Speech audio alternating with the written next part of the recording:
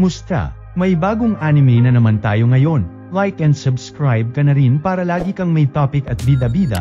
At huwag kalimutang i-all ang notification bell nang lagi ka pong updated sa ating uploads. Salamat! Somewhere sa royal capital ng Paluma, ay pinakita na nga itong bida natin na nagngangalang Ban Oza, na kumpara sa ibang tao ay maganda ang pakikitungo sa mga demi-human. Mismong si Manong demi-human na nga ang tumatanggi sa perang ibinibigay ni Ban Oza at pinagtitinginan na nga sila ng mga tao, hanggang sa sumingit na nga sa eksena itong dalaga na nagngangalang si Queen at tanggapin na nga lang daw nila at di nga raw tumatanggap ng hindi itong si Ban Oza. Wala naman na ngang nagawa si Manong kundi tanggapin ang pera, na lubos kinatuwa na nga ng kanyang mga kasama, habang inis at galit naman ang nadama ng mga tao dito sa ating bida. Walang ano-ano'y nagulat na nga lang si Ban Oza nang bigla na lamang nagliwanag ang kanyang katawan at kalaunay bigla na nga lang naglaho na parang bula.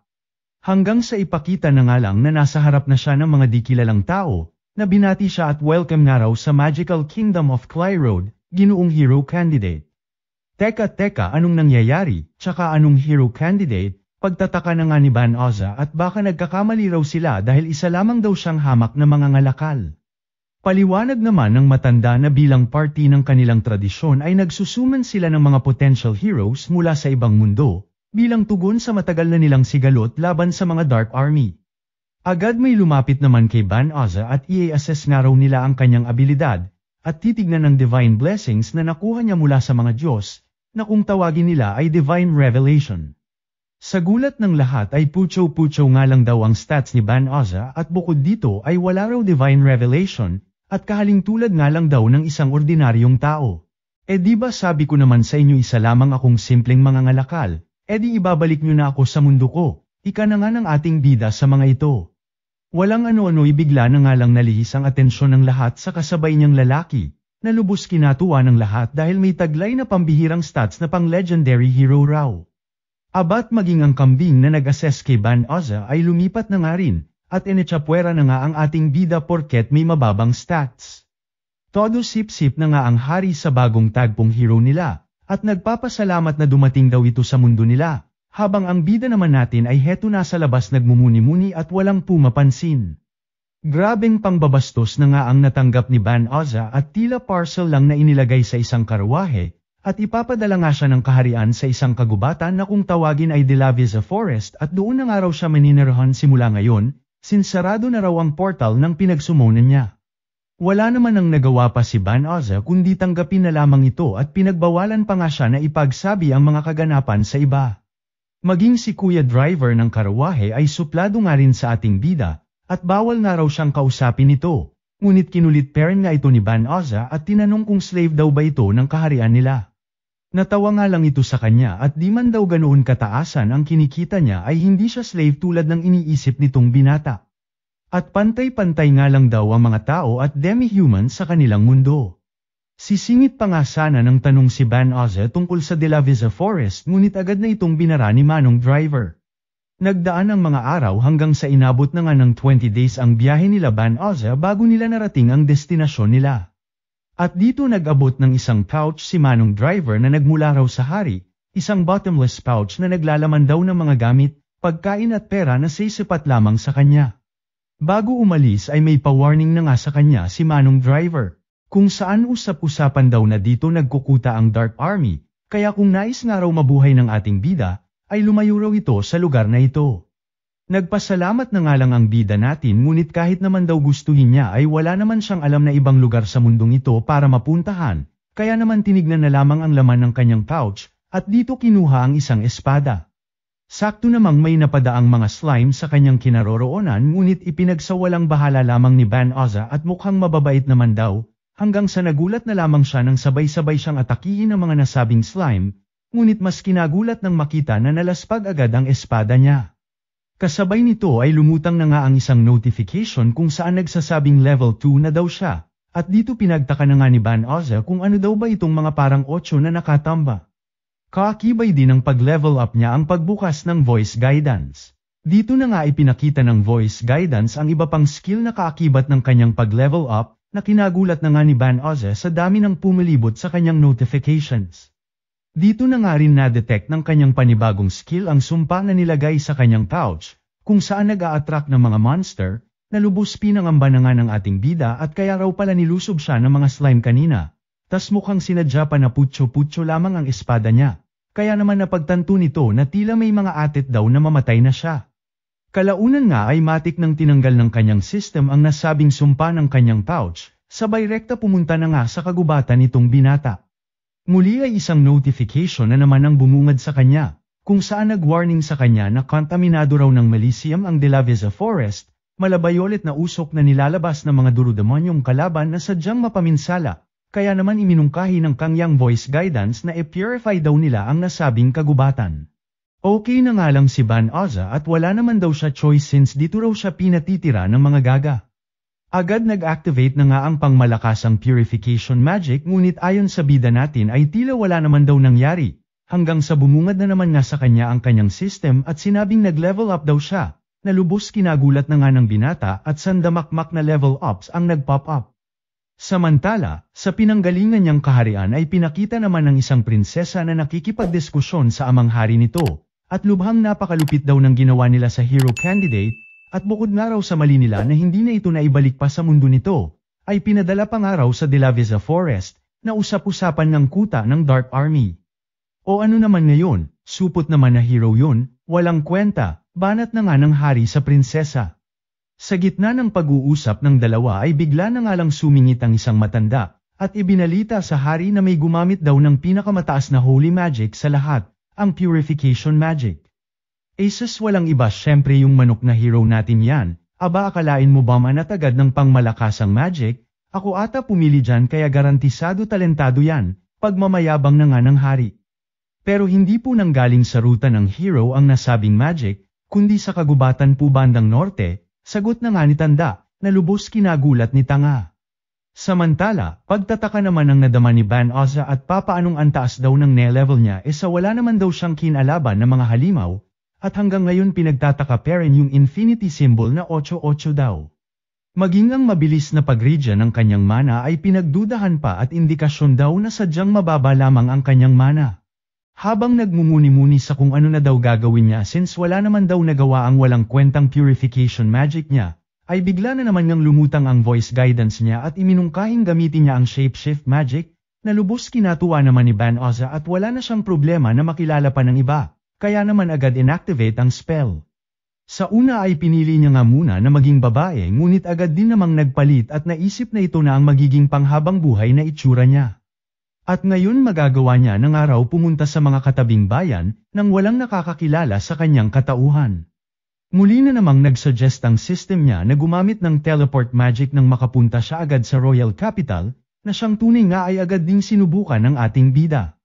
Nang matesting na di ito scam ay bigla na ngang sumagi sa isip ni Ban Oza na gamitin ito pabalik sa kanyang dating mundo, ngunit sa kasamaang palad ay wa-epek ito sa ganoong paraan. Dahil dito ay nag-ikot-ikot na lamang sa bayan nitong si Ban Oza, at nagbabaka sakali na makahanap ng guild nang makapagsimula ng araw siya ng kanyang buhay sa mundong ito. Muli ay nagsuggest na naman ang kanyang system na dumiretso nga lang daw siya at nandoroon ang Clay Road Castle Town Adventurers Guild. Pakarating sa guild ay bumungad na nga sa kanya ang orientation ni ate ukol sa ranks na nakadepende sa accomplishments, at kaakibat rin ng pagtaas ng iyong rank ay mas tibetib ang rewards at mas mahihirap na quest, pero syempre dapat daw registered muna sa guild, so magre-register ka na po ba kuya? Tanong na nga ni Ate Elf sa kanya. Oo naman agad si Ban Oza at dito nagpa-register sa pangalang Fleo. Habang naghahanap ng pwede niyang ma-quest ay eksena na nga itong isang bata na naghahanap ng escort papuntang De La Visa Forest, na walang pumapansin dahil bukod sa manipis ang bayad nito ay usap-usapan ng kuta ng Dark Army ang nasabing kagubatan. Dito na nga lumapit si Ban Oza at siya na nga lang daw sasama rito, tsaka nanggaling naman na raw siya rito gamit ang teleportation magic kaya madali na lamang ito. Lubos na gulat na nga ang lahat ng nakarinig at imposible raw na kaya nitong mag-teleport, habang ang bida naman natin ay nagtataka at akala niya raw basic na magic lamang ang pag-teleport. Lumayo ka sa bata, biglang singit na nga ni Ate Ganda na nagpakilalang si Bali Rosa ng Royal Knights, at ano raw ang pinagdadadada nito na kaya niyang mag-teleport, sa mukhang tambay nga lang naman daw ito, at kung ano-ano pang ang pangmamata at panghuhusga mula sa mga dalagang ito. Di ipakita ko na lang Summer na Summer dadagdagan niyo pa init, Ika na nga ni Van Oza na nagpakilalang si Fleo. O dali na, putol kinabukasan mo kung nagsisinungaling ka, banat na naman nga sa kanya ni Bali Rosa. Walang ano-ano'y nagulat na nga lang ang lahat ng basic in lamang ni Van Oza ang teleportation magic, kaya naman napatanong sila kung isa raw bang pangmalakasang sorcerer ng highest order itong si Fleo. Hindi naman agad itong bida natin habang sila Bali Rosa naman ay lumuhad na nga sa kanya at nag-sorry, at masyado nga raw silang naging bastos sa kanya kanina. Nagtaka naman ang bata at wala na nga raw ang Melisium na nakabalot sa kagubatan, maging mga magic beast daw ay wala na siyang nadarama pa. Boboses na sana ang ating bida na siya ang may gawa nito ngunit agad nag-warning ang kanyang system na delikado raw na malaman ng isang demon na kaya niya ang purification magic. Hanggang sa kalaunan ay tutukan na nga nila Bali Rosa ng espada ang bata, at ipakita na nga raw nito ang tunay niyang form. Ayon kila Bali Rosa ay may naging babala raw ang guild ukol sa isang kadudadadang bata na humihingi ng tulong papuntang De La Visa Forest. Sa likod ng mga inosenteng mata ng bata ay bigla na nga lang itong ngumisi at mukhang tama sila ng hinala rito, at kalauna ay nag-transform na nga at nagpakilalang si Fenrise, na kababatang kapatid daw ni Feng Errol ng Infernal Four. Pinadala nga raw siya ng kapatid niya para mag-obserba lamang at maghanap ng foods ngunit since dumating na sa ganito ay mamatay na nga raw silang lahat, sabay naglabas ng pangmalakasang Melisium na nagpabagsak na nga sa kanilang lahat bukod kay Van Oza. Nang makita nitong waepek ito sa binata ay agad na nga itong umataki, nang mapagtanto ng ating bida ang sitwasyon ay agad na nga nitong tinel-iport ang mga dalaga, na siya na ngang nag-iwan sa kanyang kaharap ang kalaban. Abat nagpaiwan ka pa talaga. Mukhang tinamad ka na sa buhay mo, banat na nga ng dambuhalang aso sa kanya. Bagamat may pangamba ay di naman daw pwedeng mamatay na lamang siya basta-basta nang wala man lang nagagawa pa sa mundong ito. Ika na nga ni Van Oza sabay inilabas lahat ng kanyang skill at mukhang ibibur lahat sa kalaban, hihi. Pabayra na rin lods ng like at subscribe ko dyan. Damay nyo na rin po TikTok at Facebook ko andyan link sa profile ko. Sa gulat ni Van Oza at ng kalaban ay sunod-sunod na spell na nga ang nagawang makas ng ating bida, hanggang sa di na nga makagalaw ang Fenrir gamit ang gravitational magic na kines ni Van Oza dito. Kalaunan ay iminungkahi na nga ng kanyang system na gamitin daw ng binata ang subjugation magic, kung saan ma-enslave raw ang sinumang target at makokontrol gamit ang spell na ito. Habang pilit ko makawala ang Fenrir ay di naman magawang i-cast ni Van Oza ang spell at naalala ang mga demi-human sa kanyang dating mundo, at di niya raw ito gagamitin kailanman lalo na sa bagong mundong ito. Dahil na rin sa tindi ng kapangyarihan ni Van Oza ay sumuko na nga lang kalaunan ang Fenrir, at iminungkahi na nga sa ating bida na patayin na lamang siya. Agad tumanggi naman ang binata at sinabing di niya naman daw nais ang nakikipaglaban, sabay alis ng kanyang spell na lubos kinagulat ng kalabang Fenrir. At bakit papakawalan daw siya ng binata sa isa raw siyang demon na mortal na kalaban lalo na ng mga tao, pagtataka na nga nito. Sa totoo lang wala naman ako pakikung tao man yan o demon, ayoko lang talagang pumatay lalo na ng sinumang malugod na sumuko na, ika na nga ni Van Oza. Walang ano-ano'y nag-transform na nga lang sa kanyang human form ang nakalaban niyang Fenrir na lubos kinagulat na nga ni Van Oza at hubot-hubad itong bumungad sa kanya. Kaya naman agad niya itong tinakpan ng kanyang damit, sabay sabi na hahayaan niya na lamang daw ang Fenrir basta't ay pangako nito na kailanman hindi naman nanakit pa ng mga tao.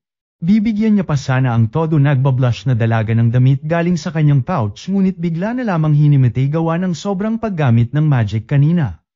Habang naghihintay magising ang dalaga ay napamuni-muni na nga ang ating bida at lubos pinagtaka kung bakit tila napakalakas daw ng kanyang mga magic, hanggang sa kalaunan ay pinakita na ngang nagising ang Fenrir na may nakahanda ng damit sa kanyang tabi.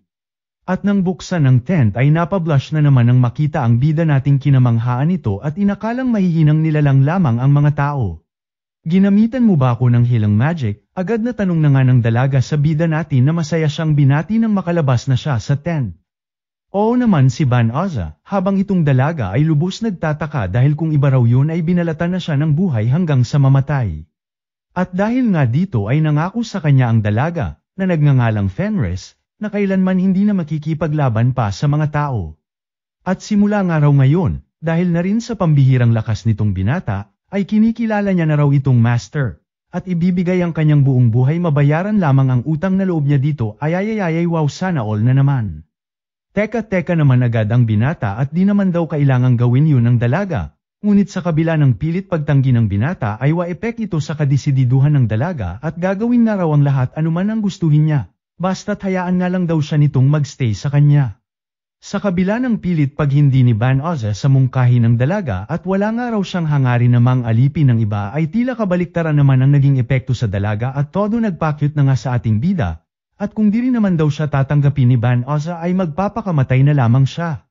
Lubos ikinataranta na nga ito ng binata kaya kalaunan ay tinanggap na lamang ang proposal ni Fenris. Dito na nga nagkwento si Van Oza na nagmula siya sa ibang mundo, at sinomen lamang sa mundong ito bilang isang hero candidate, at ipinatapon dito ng kaharian dahil sa wala raw siyang kwentag hero, sabay ipinakita ang kanyang tunay na mukha at binago niya raw nang hindi siya makilala ng mga tao sa kaharian. Wala nga raw siyang alam sa mundong ito at kung saan siya tatanggo kaya kung sasamahan daw siya ng dalaga ay magsisisi lamang ito at mahihirapan. Wala akong pakialam, tsaka sa lahi namin, nabubuhay kami para sa aming master, sino ka man o ano ka man, magiging loyal ako at sasamahan ka magpahanggang kamatayan. Ika na nga sa kanya ni Fenris na dinambahan siya ng pangmalakasang yakapsul. Samantala, balik sa kaharian, ay kadeskosya naman ng hari ang papogi nilang hero, na todo rason sa nakaraang paglusob nito sa Dark Army, na kesyo kasalanan daw ng mga pipitsuging kawal na pinadala ng kaharian, at mga walang kwenta raw sa harap ng laban at bago pa man daw niya masamahan ay ubos na sa bakbakan, at ginawa niya raw lahat mailigtas lamang lahat ng pwede pang mailigtas, dagdag pa nga ng bobo. Sabay walkout na nga at magpasalamat nga raw sila dahil niligtas niya pa ang mga ito. Nang tanungin ng hari ang isa sa mga kawal ay kwento na nga nito na puro mouth lang daw ang hero at nasa likod lang naman daw buong pagkakataon ng kanilang raid, at basta na lamang umalis at iniwan ang mga kawal. Nagdadadabog na nga ang hero at sa isang buwan daw ng kanyang pagtitraining ay wala man lang nag-improve sa skills niya. At paano raw kung sakaling makaharap siya ng pangmalakasang kalaban edi nagkalintik-lintikan daw siya kung nagkataon, sabay lumutang ang bibi nito na niyaya na nga ng baliw na magliwaliw. Samantala, kasama naman na ni Van Oza itong si Fenris na nagpunta sa bayan at kakailanganin nga raw nila ng trabaho at matutuluyan. Sa kung saan ay bigla na nga lang may tumawag kay Fenris na misis, at kung gusto nga raw nito ng mga sariwang gulay, na nagbigay ideya na nga sa bida natin na maganda na ring mapagkamalan silang mag-asawa nang mas madali silang makapaglakbay ng hindi pinagdududahan. Lubos na tuwa na nga ang dalaga at karangalan nga raw ang maging asawa ng isang malakas na mister, na todo blush at nagdedilulo na sa daan. Hala siya magpapanggap nga lang tayo, sabat na nga ni Van Oza ngunit waepek sa dalaga at ganun na rin daw yun, sabay tawag sa kanyang darling. Rekta pumunta na nga sila sa Adventurers Guild para makapagparehistro na rin itong si Fenris, na lubos kinilig na naman dahil sa lahing araw nila.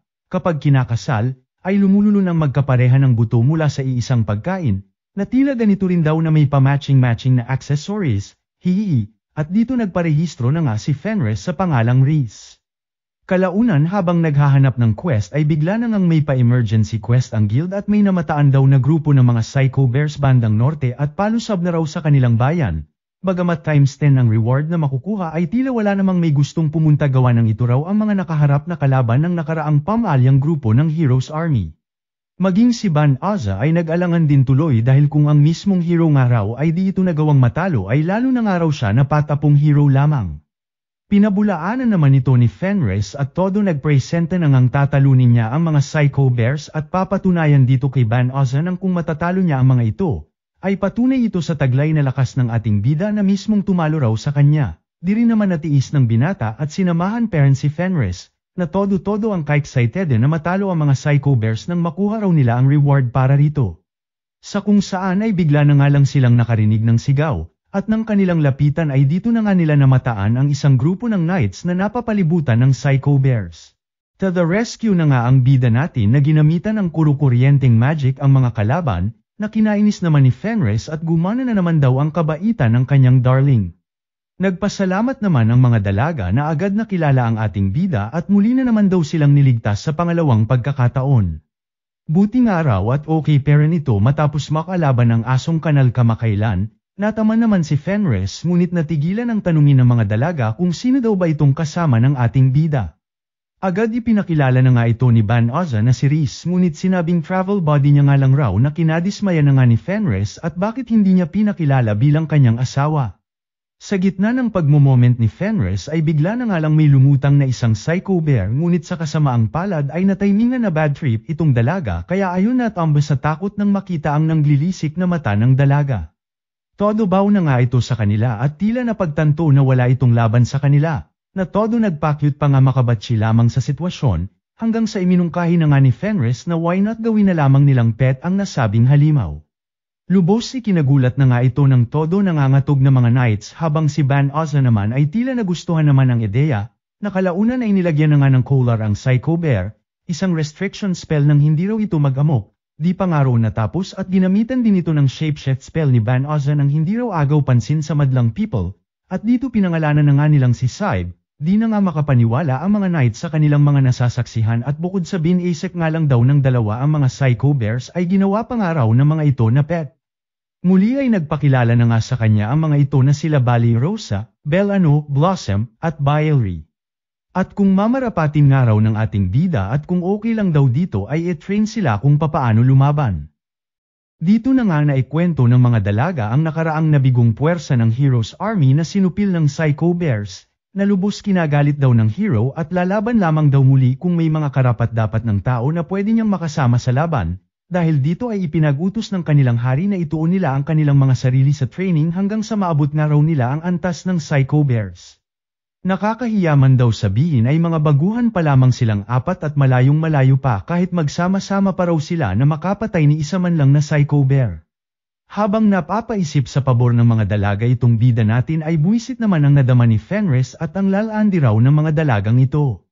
Agad napansin na nga ito ni Ban Ozza kaya para hamupa ang toyo nito ay ipinakilala na nga sa mga dalaga na kanya itong asawa. Abat biglang kambyo na nga ang pagkabuisit ni Fenris at todo kinilig na naman sa sinabi ng binata, at siya na nga ring mismong nagmungkahi kay Ban Ozza na tanggapin na ang pabor ng mga dalaga at bilang asawa niya raw ay gets niyang mabuti itong tao na nais lamang tumulong sa mga nangangailangan. Kalaunan ay omo o nangalang din si Ban Ozza kaya naman happy-happy na ang mga dalaga. Kinapala na nga rin ng mga dalaga ang mga pagmumukha nito at kung pwede raw makirenta na lamang sila ng espasyo at lubhang delikado raw kung sa labas sila titira. Wala namang naging kaso dito si Fenris at tila naging pabor pa nga sa pumapag-ibig nating bidang dalaga nang makasama sa iisang kama ang jackpot na naman nating bida sana all kang hype ka. Samantala, pinakita naman ng isang chicks na pusa na ibinalita sa kanilang leader na kung tawagin ay Dark One, ang tungkol sa purification spell kamakailan sa De La Visa Forest na di raw kagagawa ng mages sa kaharian. Nang marinig ito ng Dark One ay agad ipinag-utos nito na hanapin ang may kagagawa nito at hulihin anuman ang mangyari. Kaya mangyaring mag-like at subscribe ka na rin muna Lods. Damay nyo na rin po TikTok at Facebook ko andyan link sa profile ko. Good morning lab ko, pagbati ni Fenris sa bida nating lubos na gulat at ano raw ang ginagawa ng dalaga sa kanyang kwarto. Abat syempre asawa mo ako, ribat naman ni Fenris sabay pa flashback nitong si Ban Ozza, kung saan ipinabatid ng dalaga na mula ingrown hanggang kuto ay alay niya dito sa binatilyo. Ngunit sa kabila nito ay todo kambyo ang binata at sa labas na nga lang daw siya matutulog. Pero makakahalata sila kung gagawin mo yan, rason na nga ni Fenris sa binata at ito nga ang naging alibay nila sa mga dalagang night. Dahil dito ay wala nang nagawa si Ban Ozza kundi pagbigyan na lamang ang makulit na dalaga, na nasaksihan pa nga ni ate mong Bali Rosa, di nagtagal ay nagsimula na nga ang training ng mga knight sa pamamahala ng ating mga bida, ngunit sa kasamaang palad ay mukhang mahaba-haba raw ang kakailanganin nilang oras sa estado ng mga bobo, ika na nga ng binata, na binigyan ng pangmalakasang kwarto ang mga ito since mukhang matatagalan daw ang training nila. Lubos ikinatuwa na nga ito ng mga dalaga at nagpasalamat sa ating bida. Kalaunan ay bida-bida na nga sa kanilang iprenesente ni Fenris ang pagkaing inihanda nito, bilang selebrasyon daw ng pagtira nila ng sama-sama sa bahay na ito. Ngunit lubos kinabahala nila Ban Ozza dahil hilaw na karne ng nakalaban nilang dambuhalang baboy ramo kanina ang inihatag nito sa hapagkainan. Parang mas masarap ito Fenris kung luto, pasaring na nga ni Ban Ozza sa naguguluhang dalaga at kung gusto raw ba nila na lutuin pa niya ang mga karne. Wag na, mag-relax ka na dyan at kami na lang bahala. Ika na nga lang nila Ban Ozza habang naiwan ang dalaga na lubos nagtataka dahil mas masarap naman daw ang karne pag fresh. Happy-happy na nga ang lahat nang matapos ng magluto sila Ban Ozza, kasama itong si Bali Rosa na tinulungan nga raw siya na magluto, habang itong si Fenris naman ay diskumpiyado at duda sa kung masarap daw ang inihanda nilang pagkain. Ano ako kambing, pag kinain ko tedi lang dugo kundi pati tae ko magiging green, reklamo na nga ni Fenris. Ngunit nang ibinida ng ating bida na ginawa niya raw ang salad na ito ay kinain din naman agad ng dalaga, at kalaunay nagustuhan na nga ni Fenris at di inakalang masarap pala. At nang sabayan pa nga nito ng nilutong karne as per instruction ni Van Oza ay di na nga nito naitago ang pagkamangha sa kung papaano naging ganito kasarap ang resulta ng pag-iinit lang naman ng mga ingredients. At nang malaman na si Bali Rosa ang nagluto ng iba sa mga ito ay bida-bida na ngang iminungkahi na siya na magluluto sa susunod. Lubos kinagulat na nga ng lahat nang makita ang dami ng baboy ramo na dala nila sa Adventurers Guild, at kung paano raw nila nagagawa ito. Kamot pisngi na nga lang si Van Oza habang si Fenris naman ay nagpaalam na muna at may iasikasuhin lang daw muna siya sa bayan. Oo na nga lang ang binata bagamat nagtataka, hanggang sa kung saan ay bigla na lang lumutang si Manong Doggy at nais raw makausap si Van Oza. Ayon kay Manong Doggy ay usap-usapan na nga raw ng buong bayan ang mga nagagawa ni Van Oza, na maging sa hero ng kaharian ay nakaabot na kaya nag-request sa kanila mismo ang hari na magsilbi itong bida natin sa kaharian at gagawing honorary knight kung nagkataon. Kung sila nga lang raw ang tatanungin ay di nila papakawalan si Van Oza lalo na para sa kanilang guild, ngunit kung para raw ito sa ikabubuti ng karamihan ay why not Shocknut, ika na nga ni Manong Doggy. Napaisip naman ang bida natin at tila malaking karangalan nga raw ito sa mundong ito. Ngunit sa isip-isip ay dayo lang naman daw siya dito at kung tutuyusan ay wala naman siyang pagnanais na lumaban sa mga demons, kaya agad tinanggihan ng mungkahi sa kanya at wala raw siyang interes sa offer nila. Pakalabas ay nagulat na nga ito sa itsura ni Fenris, at kung napalaban daw ba ito sa halimaw habang wala siya. Hanggang sa dito may pa-flashback na nga si Fenris na kumuha ng cooking lessons habang busy si Van Oza kanina, na sa kasamaang palad ay nauwi lamang sa isang pagsabog at sa pagluluto nga ulats itong si Fenris. Ngunit sa loob-loob ay todo-todo ang kadesididuhan dahil ito nga raw ang daan sa puso ni Van Oza. Sana all na nga lang dito kay puro yabang na hero na habang relax ay target na nga ang bida natin na usap-usapan ng lahat at perfect raw na kanang kamay niya kaya ipadala na raw sa kanya ng mapakinabangan na. Umabot na nga ng isang buwan ay nangungulit pera ng kaharian na kunin si Van Oza. Ngunit kahit anong kulit nga raw nila ay ganoon pera ang sasabihin niya at ayaw niya nga raw, ika na nga ng ating bida. Lubos kinabwisit na nga ito ni Fenris at kung nais nga raw ni Van Oza ay banatan niya na ang mga ito nang hindi na bumalik pa. Relax lang ito naman, dinamay pa si Manong Mensahero sa ginagawa lang naman nung tao ang iniutos sa kanya, ika na nga ng ating bida sa nabibwisit na dalaga.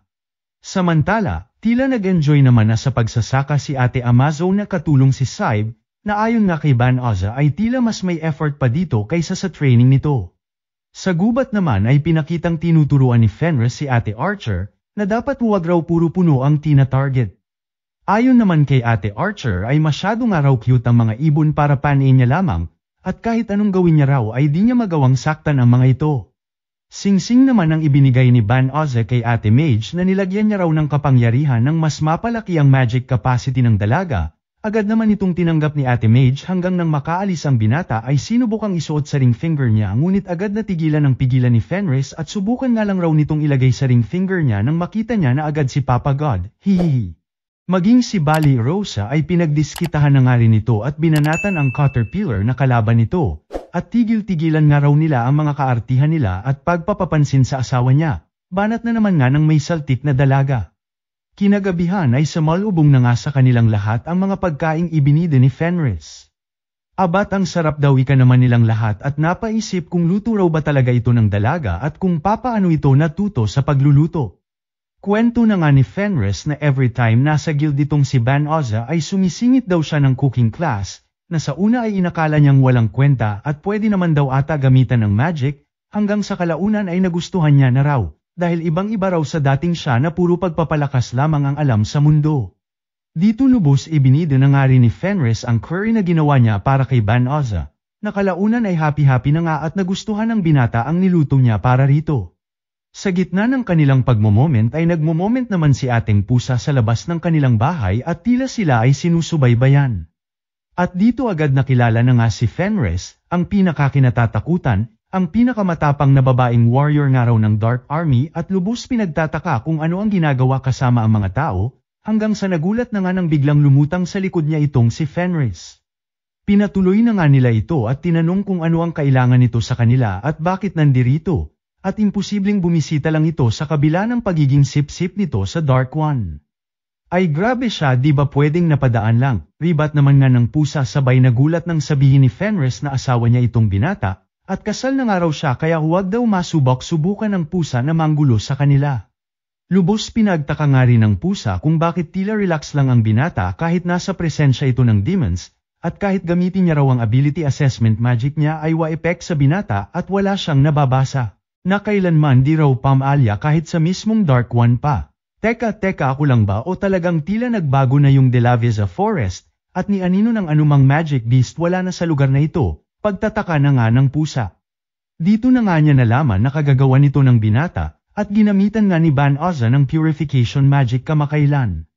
Hala siya, ikaw yung umubos sa puwersa ng Dark Army na nakakuta sa De La Visa Forest, ibig sabihin ikaw umubos sa puwersa na pinangungunahan ng kapatid mismo ni Fenris, si Feng Errol. Imposibleng hindi mo ito alam, Fenris, banat na nga nito sa kanila. Tumahimik ka na uli, Minas, ribat naman ang bida nating dalaga. Lubos na bahala na nga si Ban Oza at kung totoo raw ba ang sinasabi ng pusa, oo naman itong dalaga ngunit kilala niya raw ang kanyang kuya na mas magagalit kung kakaawaan ang kanyang pagkamatay. Tsaka kasalanan din naman daw na kuya niya na masyado itong naging kampante, sa kabila ng pagiging isa sa miyembro ng Dark One's Infernal Four. Tsaka desisyon kung maging asawa ang lablab ko at walang makapagpapabago doon, ika na nga ni Fenris, di na nga sinasadyang marinig ito ng mga knights at lubos na gulat na ang nagtuturo sa kanila all this time ay ang kinakatatakutang si Fenris, at dito sumingit na nga rin ang pusa na kung maaari ay magkaroon daw sila ng mock battle nitong bida natin, at naiintriga raw siya sa kung ano ang nakita ni Fenris sa katauhan niya habang itong si Fenris naman ay nabuisit na naman at may pa mock battle pa raw nalalaman ang pusa sa type lang daw nito ang asawa niya. Ayun nga at natuloy din naman ang mock battle ng dalawa sa labas, kung saan nagpasiklab na nga ang pusa ng kanyang kapangyarihan, ngunit sa kasamaang palad, at sa gulat ng pusa ay malayong-malayo ang agwat ng kanilang kapangyarihan, hanggang sa sumuko na nga lang ito sa kanilang laban. Kinabukasan ay agad nagsorry naman si Ban Oza sa mga knights at di niya nga raw sinabi ang totoong pagkakakilanlan ni Fenris, dahil ayaw niyang mas maging komplikado ang sitwasyon nila, at kung nais nga raw nilang i-report sa kaharian ay walang magiging kaso sa kanya. Dagdag naman ni Fenris na di na siya member ng Dark Army at tanging sa asawa niya na lamang ang kanyang loyalty. Dito na nga ipinabatid ng 4 na knights na wala silang anumang balak na i-report ito sa kaharian, lalo na raw at malaki ang utang na loob nila kay Fenris na matyaga silang tinuruan kahit mangtanga silang lahat.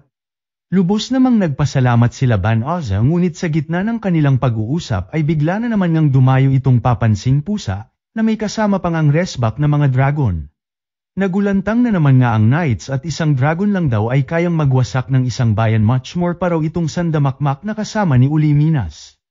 Kung susuko raw itong si Ban Oza ay baka pagbigyan niya pa raw itong mabuhay. Ngunit sa gulat ng pusa ay natuwa pa nga ang binata at first time niya raw nakakita ng dragons. Abat nang bibwisit ka pa, o siya tikman mo ito, banat na nga ng pusa. Ngunit bago pa man makabura ng atake ang mga dragon ay basic kinurukuryente lamang ito ni Ban Oza, di na nga makapaniwala ang pusa kaya ayon, nakitakbo na rin kasama ang mga bomb-atsing dragons. Lubos na mangha na nga si ating macho at sana raw nakaisa man lang siyang dragon nang makuha niya ang titulong Dragon Slayer. Edi try natin, ika na nga ni Ban Oza sa dalaga, at ibato nga lang daw nito ang palakol. Siyang tunay nga, gawa na rin ng suporta ng ating bida ay nagawa nitong sugpuin ang isa sa mga dragon. Na siya na ngang nagbigay dito ng titulo na Dragon Slayer. Ano pa nga ba at nainggit din tuloy ang ibang knights na pinagkaguluhan na nga si Ban Oza, habang sa kung saan ay nasaksihan naman ito lahat ng Dark One na nabahala na nga sa lakas ng ating bida at napatayo sa kanyang trono. Patayo na rin guys ng like at subscribe ko dyan. Damay nyo na rin po TikTok at Facebook ko, andyan link sa profile ko. At syempre bilang ganti sa mga solid supporters ng Recap Candy ay may chance ka pa manalo ng 1K, twice a month po ito. Comment, like, share, at syempre pinaka-importante subscribe ka lang po. Mas malaki chance ng active po sa comment section. Hihi, salamat.